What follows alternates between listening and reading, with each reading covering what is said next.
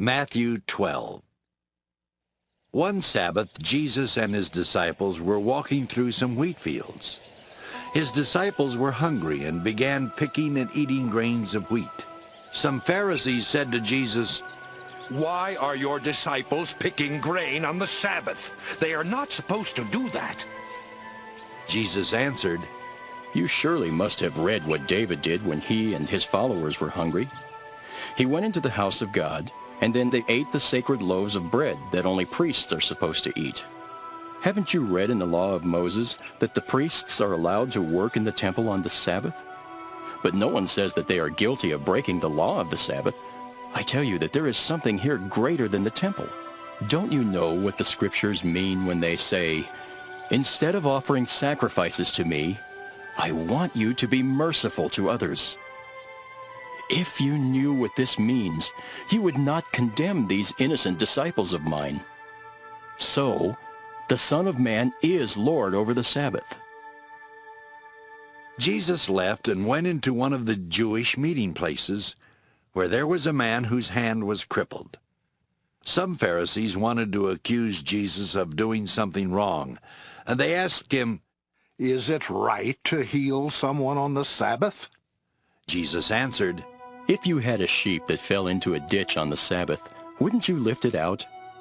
People are worth much more than sheep, and so it is right to do good on the Sabbath." Then Jesus told the man, "Hold out your hand." The man did, and it became as healthy as the other one. The Pharisees left and started making plans to kill Jesus. When Jesus found out what was happening, he left there and large crowds followed him. He healed all of their sick, but warned them not to tell anyone about him. So God's promise came true, just as Isaiah the prophet had said. "Here is my chosen servant. I love him, and he pleases me. I will give him my spirit, and he will judge the nations. He will not argue or shout or be heard speaking in the streets. He will not break off a bent twig or put out a faintly burning flame until he makes justice win the victory. All nations will place their hope in him." Some people brought to Jesus a man who was blind and could not talk because he had a demon in him. Jesus cured the man, and then he was able to talk and see. The crowds were so amazed that they asked, "Could Jesus be the son of David?" When the Pharisees heard this, they said, "He forces out demons by the power of Beelzebul, the ruler of the demons." Jesus knew what they were thinking, and he said to them, Any kingdom where people fight each other will end up ruined, and a town or family that fights will soon destroy itself. So if Satan fights against himself, how can his kingdom last? If I use the power of Beelzebul to force out demons, whose power do your own followers use to force them out? Your followers are the ones who will judge you.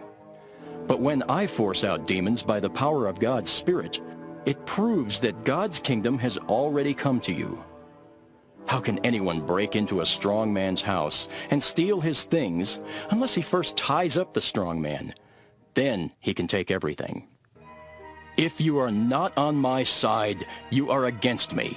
If you don't gather in the harvest with me, you scatter it.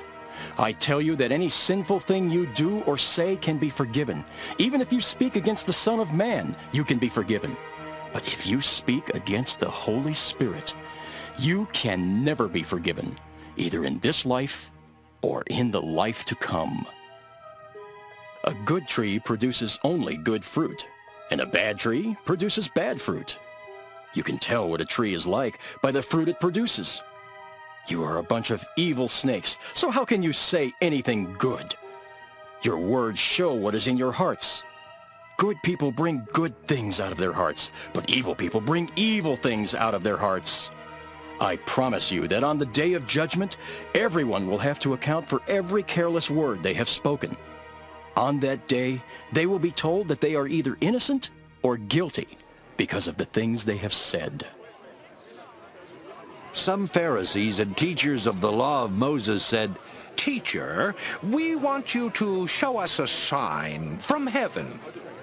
But Jesus replied, You want a sign because you are evil and won't believe. But the only sign you will get is the sign of the prophet Jonah. He was in the stomach of a big fish for 3 days and nights, just as the Son of Man will be deep in the earth for 3 days and nights. On the day of judgment, the people of Nineveh will stand there with you and condemn you. They turned to God when Jonah preached, and yet here is something far greater than Jonah. The Queen of the South will also stand there with you and condemn you. She traveled a long way to hear Solomon's wisdom, and yet here is something much greater than Solomon.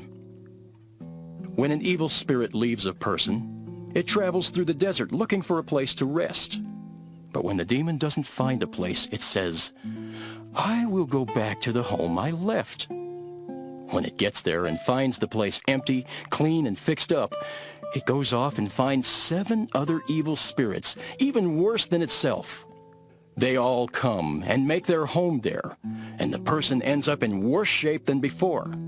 That's how it will be with you evil people of today. While Jesus was still speaking to the crowds, his mother and brothers came and stood outside because they wanted to talk with him. Someone told Jesus, Your mother and brothers are standing outside and want to talk with you. Jesus answered, Who is my mother? And who are my brothers?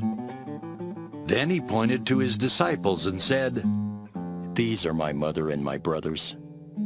Anyone who obeys my Father in heaven is my brother or sister or mother.